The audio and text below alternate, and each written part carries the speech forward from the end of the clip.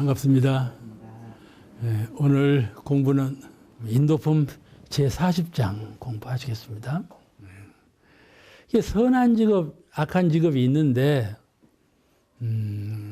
가급적이면은 악한 직업을 하지 말고 선한 직업을 선택해라. 가령 내가 알기를 악한 직업이 여기 있고 선한 직업이 여기 있는데 이 선한 직업은 돈벌이가 약해요.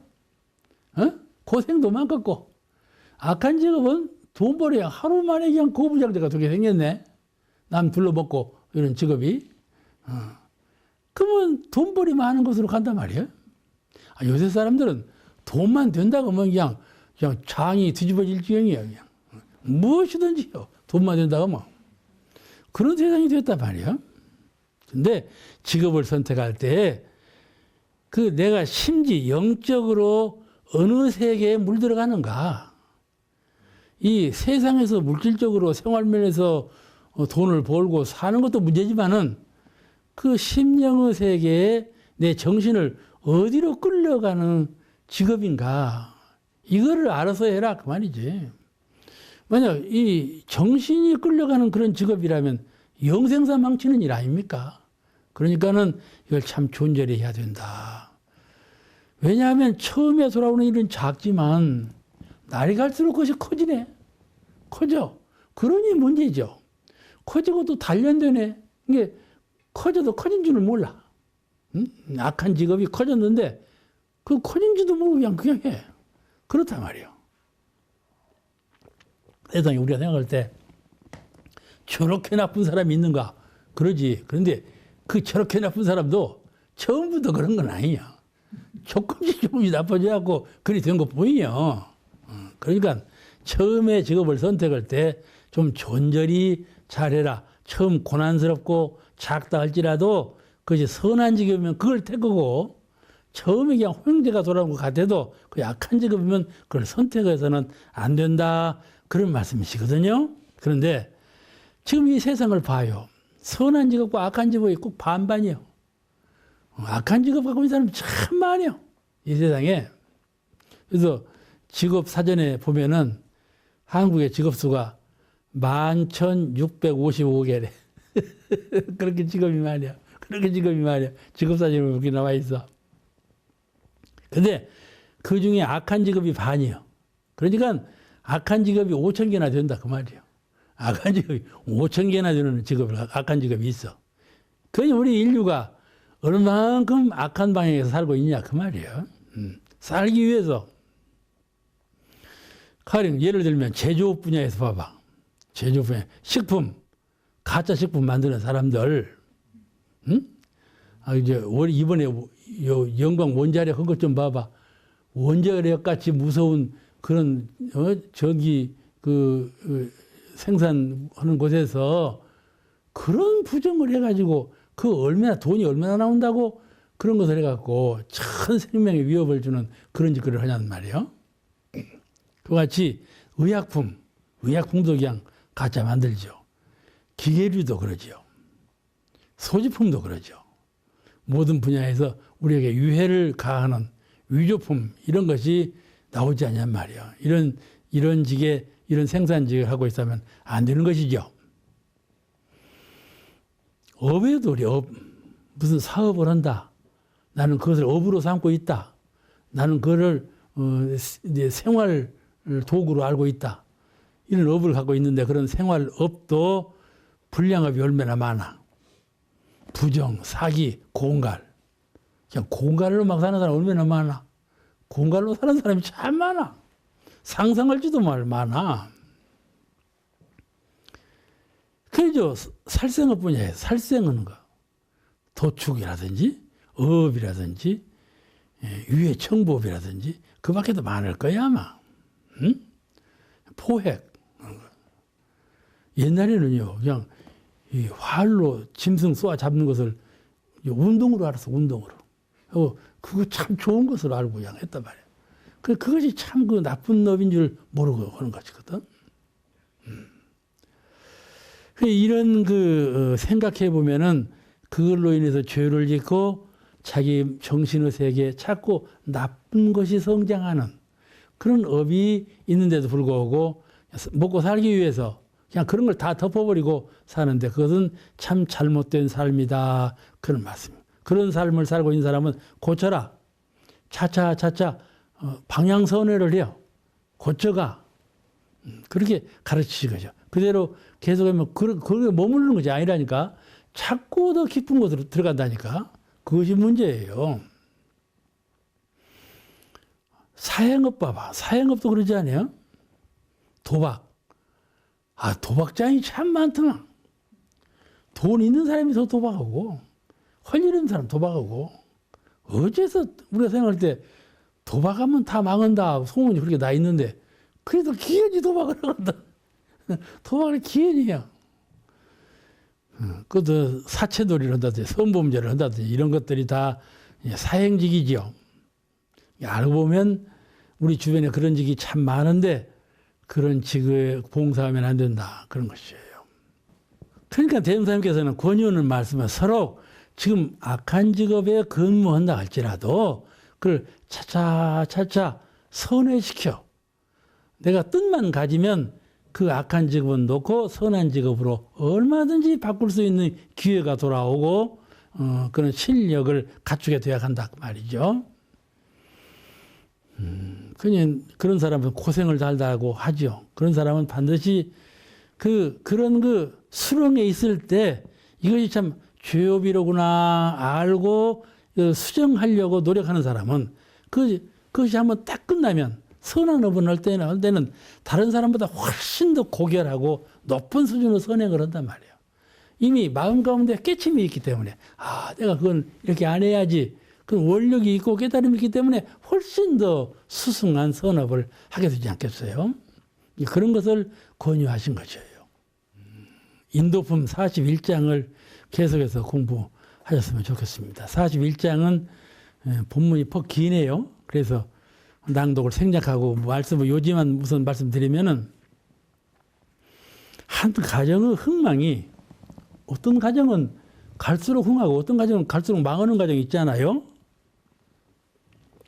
한 가정의 흥망이 호주 정신이화에 있다. 그런 법문이요. 호주 정신이화에 따라서 혹은 흥하기도 하고 혹은 망하기도 한다. 그러면 그 가정을 흥하게 하는 호주 정신에 관해서 9가지로 방안을 제시하셨어요. 가정을 망하게 하는 호주도 있고 가정을 흥하게 하는 호주도 있는데 그 가정을 흥하게 하는 호주는 대개 9가지 방향의 정신을 쓸 때 흥하게 하는 호주가 된다. 이렇게 정해 주신 거야. 9가지 그 가정을 흥룡하게 하는 신법을 써라. 이렇게 가르쳐 주신 거예요. 그러니까 이건 아주 그냥 표제를 걸어놓고 호주 되는 사람 늘 읽어야 돼. 이런 결함이 빠지지 않도록.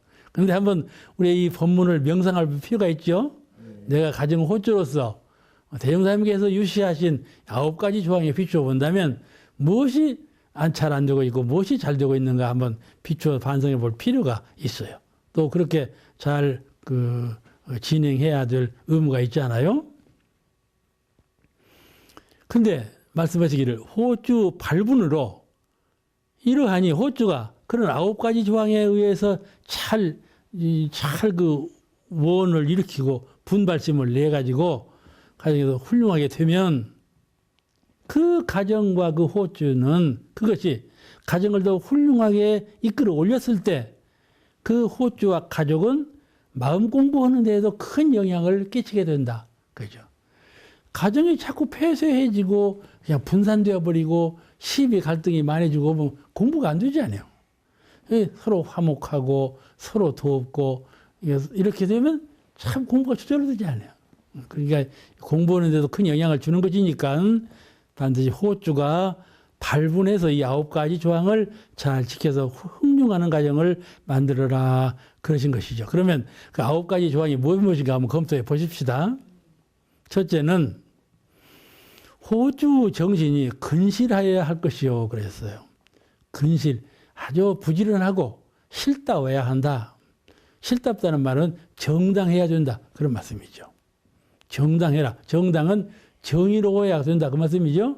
싫다 없다는 말은 근실, 부지런하고 싫다 없다는 말은 정의로워야 되고 정당해야 되고 그렇다 그 말이에요.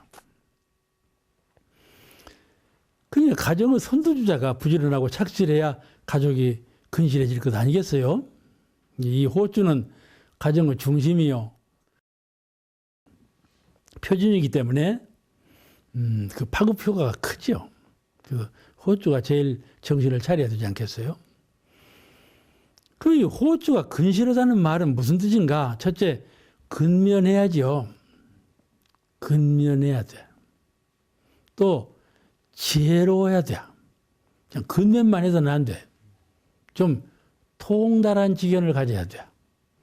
두루 살필 줄 아는 폭넓은 지혜를 가져야 돼.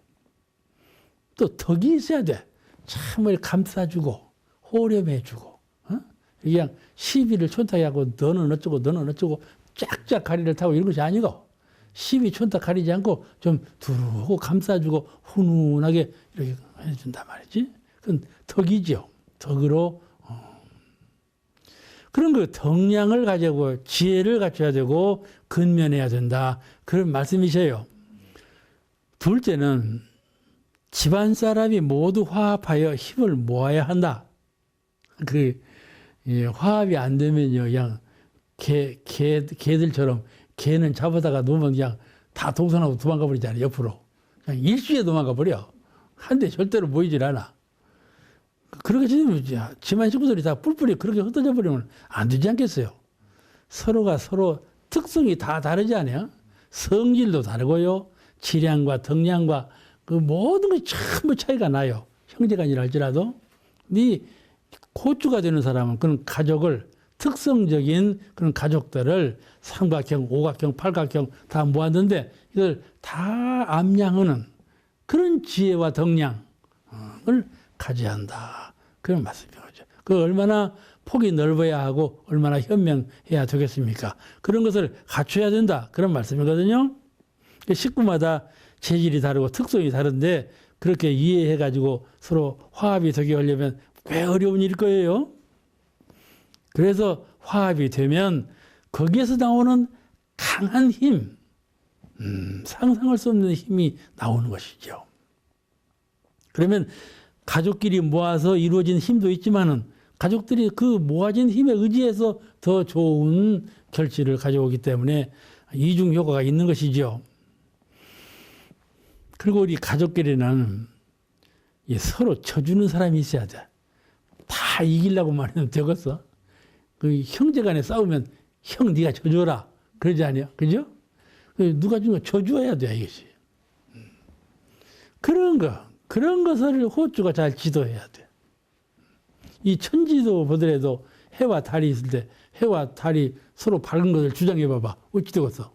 달은요? 달은 살살살살 죽어가지고 없어졌다가 또 살살살살 나오고 그러지 않아요? 음양상승 원리로 서로가 죽어주고 이런단 말이에요. 그러면서 조화를 이룬다 이 말이에요. 겨울하고 여름하고도 서로 시샘을 해서 싸워봐봐. 어떻게 되겠어? 서로 죽어준단 말이에요. 겨울이 돌아올 때는 여름이 죽어주고 여름이 돌아올 때 겨울이 죽어주고 그러니까 사지순환이 잘 돼갖고 이게 되는 것처럼 사람 사회에도 그 특성이 서로 다르고 갖추고 있는 힘이 서로 다른데 서로 사양을 하고 죽어주고 해서 이렇게 조화를 이룰 때 가장 힘이 뭉쳐지고 가족끼리 다 희망적으로 일어날 수 있게 된다. 그런 말씀 아니겠어요? 그러니까 화합의 힘이라는 것이 되게 그런 힘이에요.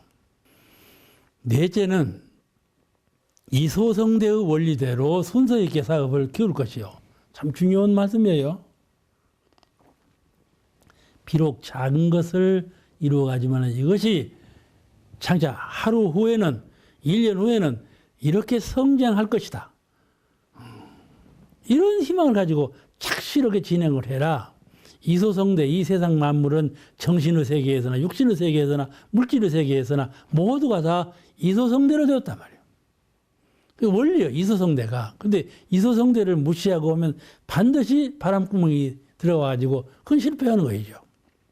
이소성대의 원리대로 해야 된다. 이게 과욕, 실력은 부족하면 그냥 허황하게 일을 크게 꾸민다든지 뭔 일을 좀 크게 하다가 좀 조금만 잘못되면 그냥 좌절해 버린다든지 할 때 큰 욕심으로 작은 것을 키워가는 것이 아니고 그렇게 안 하면 안 되고 또 벌려놓고는 그 좀 잘 안 될 때 조금 잘 안 되는데 그냥 좌절해 버리고 이래서도 안 되고 이소성대 원칙이라는 것은 작은 것을 키워가는 것도 이소성대고 큰 것이 무너지려고 할 때 그것도 잡자적으로 무너지는 것이니까는 그것도 그 원리에 의해서 다시 확충해서 키워나가야 된다.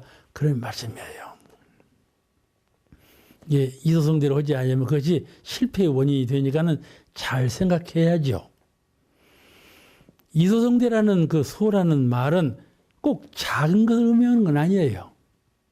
자기 실력에 맞는 최소한의 것, 그걸 작은 것이라고 그래요. 에? 자기 실력이 출중하면 큰 것도 작은 것이죠. 그런데 자기 실력이 없는 사람은 작은 것도 그렇단 말이에요. 작은 것도 이루어지지 못한다.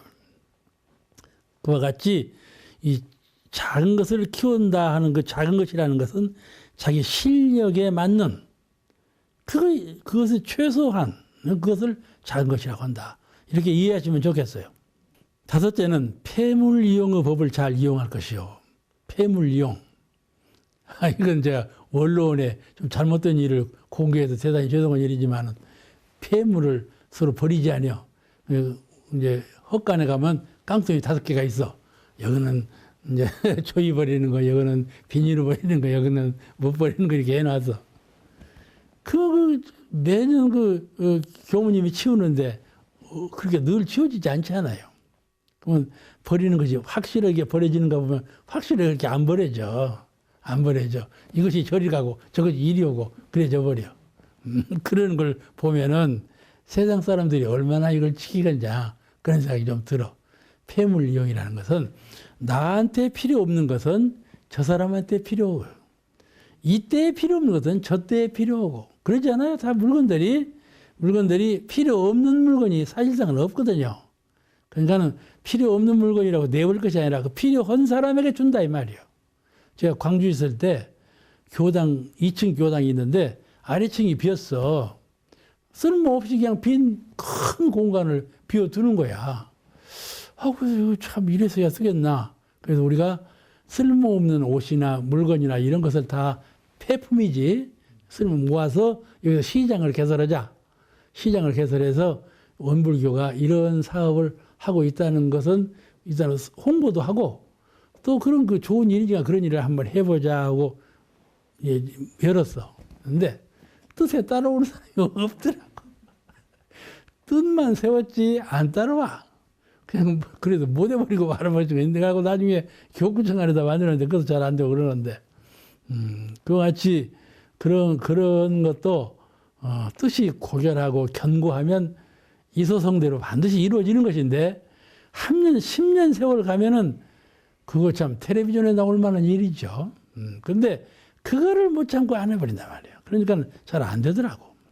이게 물건을 안 쓸 때, 참 그 냉장 속에 둘 때, 그 캐비넷 속에 둘 때, 어떤 그 장롱 속에 둘 때, 그 물건이 달리 더 효용하게 쓸 수 있는 건가?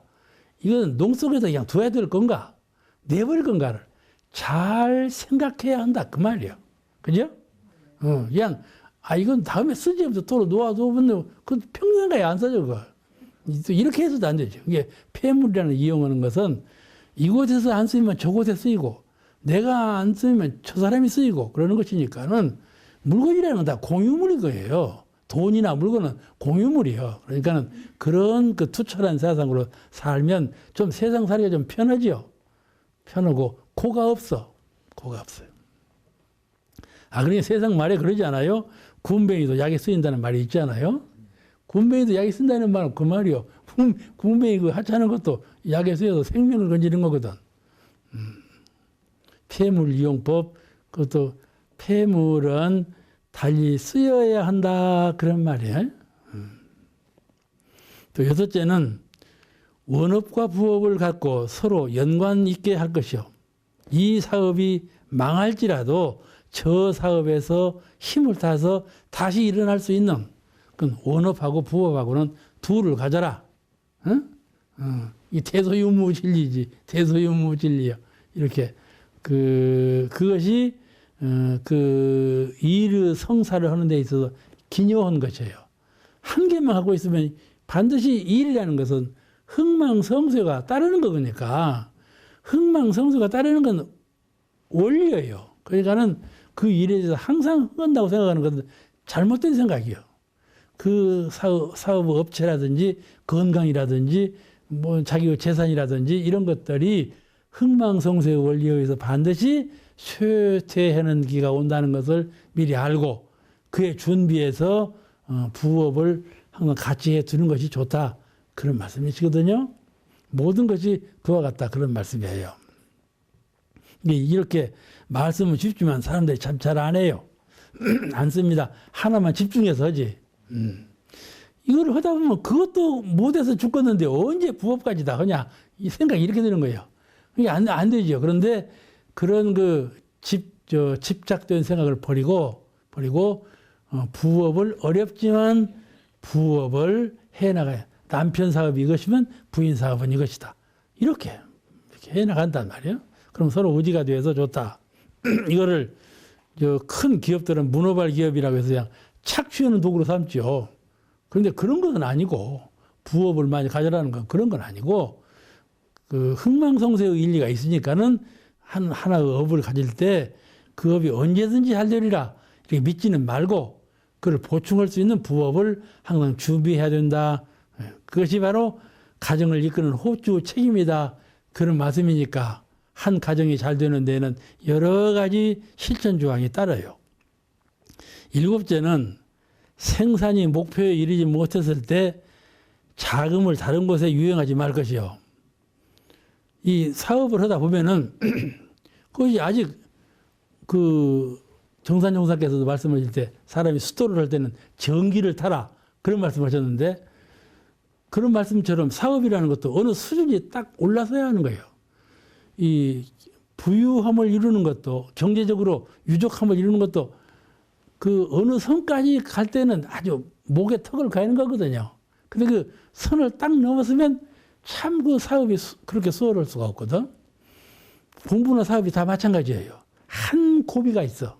근데 그 고비를 넘을 때까지 정당한 수준에 오를 때까지 그 미천이 되는 자본을 함부로 다른 데다 더 그냥 다른 거 이것도 저것도 막 한단 말이에요. 그렇게 해서는 안 된다. 이 가정을 실패하는 원인이 다 이런 것 때문에 뭐 실패하니까 이런 걸 다 지적해 주신 말씀이에요. 사람들은요, 그냥 사방으로 막 벌리기를 좋아해요. 사방으로 벌리기를 좋아해요. 내가 그때 그 여수에서 그 유명한 주모님인데 그 아버지가 사업을 하셔. 사업을 하시는데 이제 그 아들한테 사업을 물려주려고 하는데 이 아들이 그냥 벌리기만 하고 실지가 없어. 그러니까는 내가 거기 뭐 차고 빌어먹는다고 그러죠. 조랑이 차고 빌어먹는다든가 그 빌어먹기 하려한다 그랬대. 그랬더니 참말로 그렇게 돼버렸어. 그런 경우가 있는 것처럼, 이거 집안 살림하는 것도 참 여러 가지 조건이 많은 것 같아요. 어떤 수준에 오를 때까지 참 그 정성과 열성을 다해야지 오르기 전에 다목적으로 또 허망하게 이것저것 그냥 있다고 해서 써버린단 말이에요. 또 불어난다고 해서 더 벌린단 말이에요. 그러면 안 되지 않겠어요? 몰라. 이제 이대로 실천할 줄은 몰라도 자관 이대로 실천을 하고 하셨으니까 표준 아니겠어요? 근데 사업하시는 분이나 가정을 다스리는 분은 이런 점에 잘 생각해 볼 필요가 있어. 그냥 건둥건둥 살아가는 것이 아니라 표준을 딱 세워놔. 하고 나는 어떠한가 반성해 본다는 말이에요. 그러면 결함사항이 딱 드러나지 않아요. 나는 이 면에 좀 부족하구나. 이게 딱 드러나거든요. 이게 표준이에요. 우리 이론상을 볼 때 이론상은 진리의 표준이거든. 표준이요. 그 이론상은 표준이 없어 봐봐. 어찌 되겠어요? 대부사님께서 가정을 이루다니 이렇게 하라는 표준을 세워주신 것이니까는 이런 표준을 잘 새길 필요가 있다 하는 것이죠. 8배는 목표를 이룬 뒤에도 무리한 폭리는 꾀하지 말고 신용이 있는 곳에 자금을 심을 것이죠. 이것도 우리 회사에서도 이런 일이 있었어요. 목표를 이룬 뒤에도 무리한 폭리를 꾀하지 말고 신용이 있는 곳에 자금을 심어라. 자금 관리는 항상 신용이 있는 곳에 정당하게 해야 된다. 폭리를 해가지고 다른 곳에 했다가는 안 된다. 공적 기금도 뭐 특별히 그런 것이지만은 개인적인 것도 그리하라 그런 말씀인 것 같아요. 9째 이제 마지막이죠. 9째는 수지를 항상 대조하여 정당한 일에 지출은 하되 부당한 일에 낭비하지 말 것이니라. 어느 정도 사업이 잘 돼서 가정적으로 유족하게 되고 평화스럽게 되고 이만하면 참 행복한 가정이 됐다. 그런 수준에 이르렀다 이 말이죠. 그런 수준에 이르는 교단이 얼마나 많아요. 그런데 그럴 때에도 수입과 지출 대조를 잘 해라. 수지 대조를 잘 해야 된다. 그냥 오른쪽 포켓에 들어오니까 왼쪽 포켓에 써버리고 이런 구구식으로 하면 안 된다 그 말이에요. 우리가 정기훈련 때 그거 맞지 않아요. 정기훈련 수지 대조를 받거든. 그러니까 어떤 분이 그렇게 물었어. 정기훈련 때는 수입도 없는데 수지 대조를 어떻게 하라고 그렇게 해놓으셨냐고 그런 말을 하는데 수지 대조를 해야 된다. 그래요. 예, 돈을 벌 줄도 알고 쓸 줄도 알아야 된다는 말씀처럼 수입과 지출을 잘 대조해서 그래야 수입과 지출을 잘 대조해야 낭비를 않거든. 낭비를 안 해. 부당한 일에 낭비를 얼마나 많이 한다고. 그래갖고 이제 그 가정을 망치는 일이 얼마나 많은지 모르죠. 이래같이 가정을 다스림에 있어서 위의 그 9가지 법도대로 하면 마음 공부에도 지장을 초래하지 않는다. 가정이 망해가지고 원불교적인 신앙까지도 놓아버리는 사람도 많고 가정 형편이 그냥 너무나 쇠퇴해져가지고 공부길도 그냥 포기해버린 분이 많고 이렇거든요. 옛날 중국에 항산이 있어야 항심이 있다는 말씀처럼 경제적으로 그 무엇인가가 이루어져야 마음이 편안해지고 평화스러워지고 공부심이 더 나지 않아요? 평안해가지고 이 경제적인 거, 생활적인 거 이것이 흔들리고 산만하게 흩어지고 뭐 부서지기 시작하면 공부도 안 되는 거거든. 몸도 그러잖아요. 몸이 건강할 때는 공부가 잘 되는 거예요. 이 도도 청장년 시절에 이뤄버려야지 청장년 시절 넘어가 보면 정신이 자꾸 흩어져 버려. 잘 안 되는 거야. 그와 같이 경제력이 있을 때 수지대조를 잘해서 건실하게 해나가야지 무엇인가 한편에서 흩어지기 시작하면 걷잡을 수 없는 것이거든. 근데 이것이 공부에 지장을 준다 그래요. 공부에 지장을 주니까 지금까지 가정을 윤택하게 하고 부유하게 하고 화합하게 하고 발전적으로 건설적으로 이렇게 이렇게 가거라 그런 말씀을 했지만은 그 근본 이유는 거기에 그렇게 되어야 공부도 자동적으로 마음 공부도 자동적으로 잘 되는 것이고 마음 공부를 이와 같이 표준에 잘해야 가정사도 잘 이루어질 수가 있다. 그런 말씀을 당부하신 것 같아요. 오늘 말씀 여기서 마치겠습니다. 감사합니다.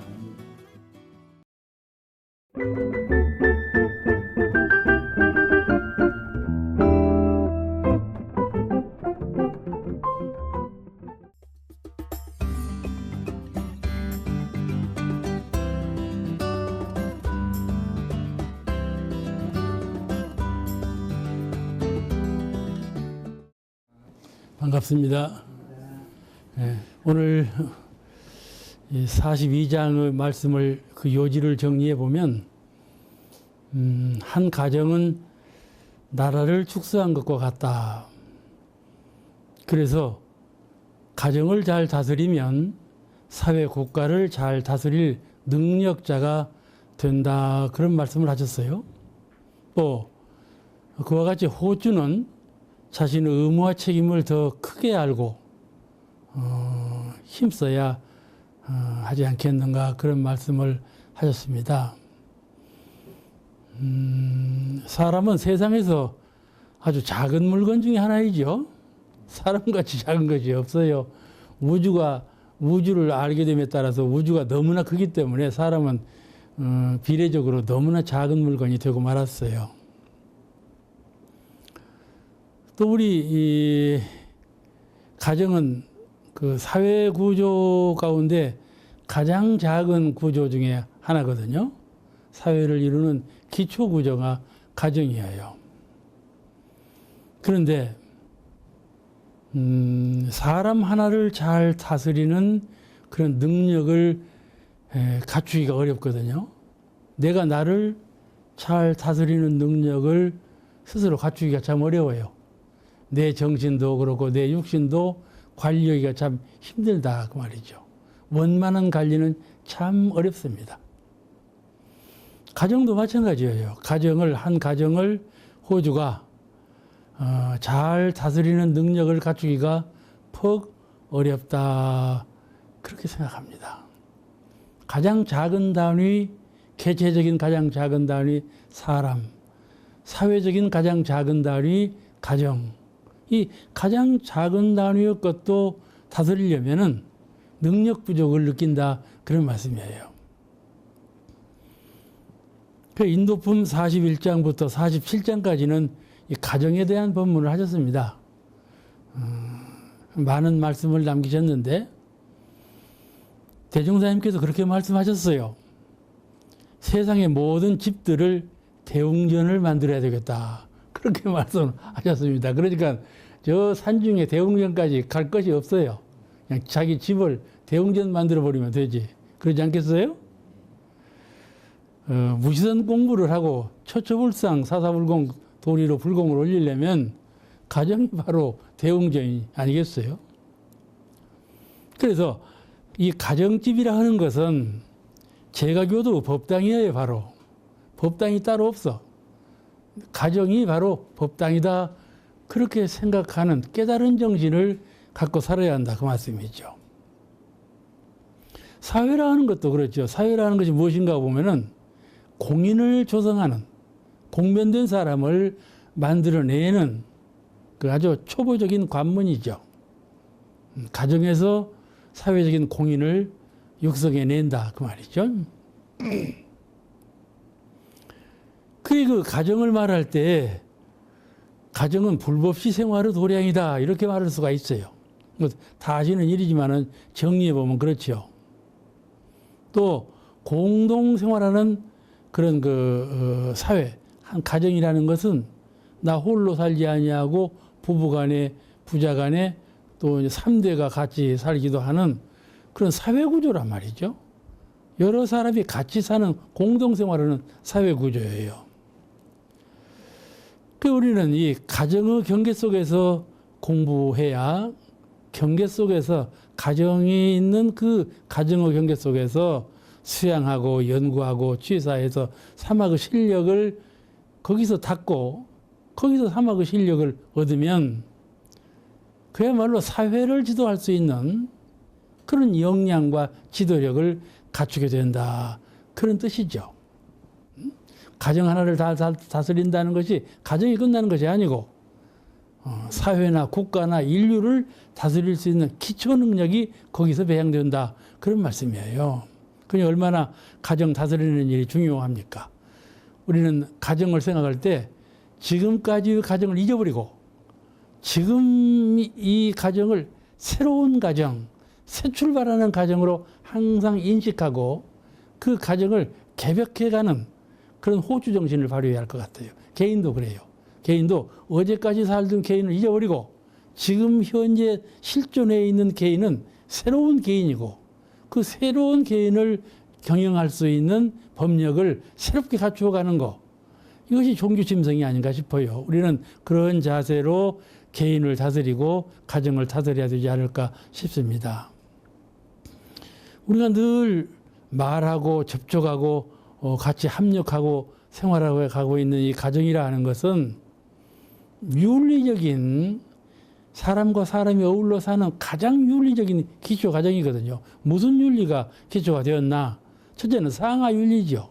어른하고 아랫사람하고 상하윤리. 상하윤리가 가정 속에 있다 그 말이죠. 또 하나는 부부간에 만났으니까 남녀윤리죠. 남녀간의 윤리가 가정 조화를 이루고 이루어져 있지 않아요? 또 이제 형제 자매가 같이 사니까 좌우 윤리라고도 볼 수가 있습니다.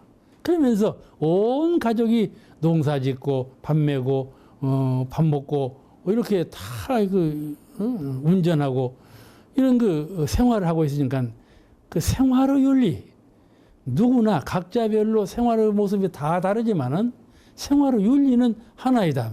공통되다. 그런 그 한 가정 속에 상하의 윤리, 남녀의 윤리, 좌우의 윤리, 생활의 윤리 등이 가득 들어있단 말이에요. 그 가정을 통해서 그런 걸 다 체험하고 그 윤리 실험장이라고 볼 수가 있는 것이죠. 그래서 육아에서 말하기를 나라의 정성을 효자의 문에서 뽑는다 그렇게 말했거든요. 효자는 국가에 와서도 충효를 다하고 성실하고 공익활동을 잘할 것이다 이렇게 믿어진다. 그렇게 해서 나라와 가정을 둘러보지 않았다. 그런 정신이 있어 왔어요. 그래서 대무사님께서 대종경이 본문에 한 가정을 잘 다스리는 사람은 사회 국가를 잘 다스리는 사람이 될 수 있음을 강조하신 말씀이 이 본문에 수록되어 있어요. 지난 시간에 41장 공부할 때 호주로서 갖춰야 될 국외향을 말씀했죠. 호주는 이러이러한 것에 정성을 기울여야 된다. 그 실력을 갖춰야 된다. 그런 말씀을 드렸는데 오늘은 가정 형태를 보면 결함사항이 너무 많습니다. 오늘의 가정 형태, 과거의 가정의 모습과 오늘의 가정의 모습을 비교 분석해 보면은 그 결함사항이 퍽 많다. 무슨 결함이 있는가? 지금은 과도한 지식, 그냥 새벽부터 밤 늦게까지 공부해라 가지고 과도한 지식만을 머릿속에 심어가지고 결국 보면은 취직도 못하는 사람이 있단 말이에요. 그냥 그렇게 야단 법석하고 공부해가지고 취직도 못하는 사람이 생기지 않아요? 그렇게 과도한 지식 교육에 치우쳐져 있어요. 직장도 없고 경제 수입도 없는 그런 그냥 아주 어려운 3등 인생을 만들어내고 있단 말이에요. 다 그러는 건 아니지만은 그러는 경우가 퍽 비일비재 많아요. 그런 것은 오늘의 교육이 가정교육이 잘못되었다 그런 말씀이죠. 또 출세주의, 어떻게 해서라도 이 사람을 입신양명시켜서 출세시켜야 되겠다. 그런 면에 집착해서 교육을 시키고 그런 사람이 사회인이 되었을 때 적응력, 지도력, 도덕성 이런 것이 다 결여되거든요. 결여돼요. 이런 걸 다 종합적으로 교육하고 지도해야 되는데 그런 것이 다 결여된 상태에서 오직 출세만을 위해서 교육을 시키니까 그런 사람이 이제 사회에 나오면 3등 인생 말을 또 듣는다 그 말이죠. 그래서 이 호주 의무와 책임이 얼마나 중요하고 또 호주로서 해야 될 그 일이 얼마나 큰가 하는 것을 대무사님께서 한 번 더 짚어주신 말씀이에요. 44장 그 말씀의 요지는 임신한 부인에게 내리신 법문이죠. 우리가 그 중음이라고 하는 기간이 있잖아요. 사람 열반해가 중음계에 그냥 허공법계에 몸을 받지 아니하고 영적으로 실제해 있는 중음기가 있거든요. 거의 49일간이라고 그렇게 말씀하고 있는데 그 중음기간하고 모태 중에서 또 10달간이라고 하는 기간을 꼭 있잖아요. 10달 기간이 있는 동안에 숙명이라고 하는 것과 또 천명이라고 하는 것이 조성된다. 우리가 그건 숙명적이야. 타고났어. 그렇게 말하는 것하고 그건 천명이니까 천명대로 살 수밖에 없어. 이렇게 말하지 않아요? 그런 숙명과 천명이라 하는 것이 중음기에 있는 동안하고 모태 중에서 아기로 태아로 그 조성되는 그 기간 동안에 숙명과 천명이 조성된다. 그런 말씀이에요. 그거 다 아시죠? 그것도 모르시는 분이 많이 있지만 교당에 나가 보면은 천명은 이게 무슨 하늘에서 점지해 주는 것을 알아가지고 그렇게 하는 분들도 많아. 그리고 천명이 늘 말만 하고 있는 천명이 무엇인지를 잘 모르고 있는 분이 퍽 많습니다. 그 숙명이라는 건 선천적으로 타고난 운명인데 또 천명이라고 하는 것은 선천적으로 타고난 수명이죠. 그런데 그것들이 다 모태 중에서 한 사람의 형체가 조성될 때 그때 이루어지는데 왜 그것을 천명이라고 이러는가 하면은 그분이 삼세를 통해서 지은 업력이 있잖아요. 그 업력은 멸하지 아니하고 정신세계에 영혼의 세계에 저신적을 깃들여져 있다고 말씀이죠. 어려 있어. 뿌리처럼 박혀 있어. 우리가 옛날에 조고약이라고 했는데 고약 아시죠? 그냥 찐득찐득하고 깐깐한 거 있죠? 그런 고약처럼 영혼의 세계에 쩔여 있단 말이에요. 업력의 세계라고 하는 것은 업을 녹일 때, 그러니까 업을 녹인다고 그래요. 우리는 형상으로 보이지도 않고 느껴지지도 않죠. 허허해서, 영혼이라는 건 허허해서 아무것도 없는 것 같지만은 업력이 그 안에 갈라져 있다. 업력도 보이지 않는 것이죠. 느껴지지 않지만은 경계를 딱 대우면 업력이 나오거든. 그 업력이 그 뿌리가 고약처럼 쩔여 있다 이 말이에요. 얽혀져 있어. 그러니까 업을 녹인다고 그래요. 우리가 자성반조를 하고 내 마음을 거울처럼 볼 때 내가 무슨 그런 깊은 업력에 묶여 있나 그런 생각이 들 때가 많지 않아요. 그렇지만은 생활하다 보면 그것이 그냥 굴뚝처럼 쭉쭉 나오거든. 그러니까 아주 뿌리가 깊은 것을 알 수가 있어요. 그런 업력을 가지고 있는데 그런 업력 또 사은님께서 감응하시잖아요. 사은님께서 감응하셔요. 지수화풍으로 감응하시고 연기로 감응하시고 아이가 조성될 때 나의 업력이 중심이 되지만은 사은께서 연기로 감응하시고 지수화풍으로 감응하셔가지고 그 태아가 조성되지 않아요. 그죠? 천명이라고 하는 게 조성돼야. 그러니까 손금을 보고도 그 사람은 운수를 다 알잖아. 눈빛만 보고도 그 정신세계를 다 알고 요새는 그냥 귀만 보고도 다 안다고 그래요. 발을 보고 알고 얼굴 보고 알고 다 알잖아요. 이런 거 그렇게 조성되었기 때문에 그것만 봐도 아는 거란 말이에요. 그렇게 조성되어서 뭐 어떻게 알겠어요? 그러니까 그런 숙명과 천명이 그런 그 시기에 조성된다는 것을 우리가 잘 알고 지내야 될 것 같아요. 그런데 그렇기 때문에 모태 중에 아이를 잉태하고 있을 때는 그 어머니가 항상 신구삼업을 조심하고 특히 살생을 조심하라 그런 말씀이에요. 다 태아에 영향을 준다 하는 것이죠. 하나는 모진 마음을 내지 말라. 응? 그냥 각박은 말, 성내는 말, 뭐 탁탁 자르는 말, 시비간에 그냥 분명히 그냥 가리타는 말 이런 말이죠. 이런 것이 다 모진 말이에요. 남의 전도를 막는 말, 그렇게 탁탁 모나게 하는 말 있잖아요. 그런 그 정신을 강하게 건드리죠. 자극하는 것이에요. 그런 거 성내는 마음, 거슬리는 마음, 각박한 마음. 그런 마음이 모진 마음이에요. 그런 마음을 내지 말라 하신 것이죠. 왜 이심전심이라고 아시죠? 내 마음이 있는 것이 저 사람 마음에 간다. 전해진다. 마음이라는 형상이 없고 없는 것인데 저도 형상 없는 마음하고 그 형상 없는 마음과 마음이 연기로서 서로 건네기 때문에 기운과 밝은 영적으로 건네긴다고 말씀이죠.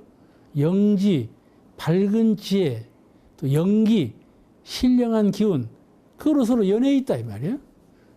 이 아이하고 어머니하고 연해 있다 이 말이에요. 연해 있어. 그렇기 때문에 모진 마음을 내지 말라. 그 마음에서 마음으로 전달이 돼서 닮을 수가 있다. 그 말을 우리 불가에서는 동기상응, 동심상연, 좀 어려운 말이에요. 같은 기운끼리 서로 응하고 같은 마음끼리 서로 연한다. 동기상응, 동심상연 이렇게 말을 해요. 그런 것이 다 그런 뜻을 가지고 있어요. 이게 그 모태 중에 있는 어린아이의 심기를 건드리는 거이죠. 그러면 안 되죠. 그러잖아요. 한약방에 가면은 몸에 병이 났을 때 심기가 흩어져서 병이 났다고 그래요. 심기가.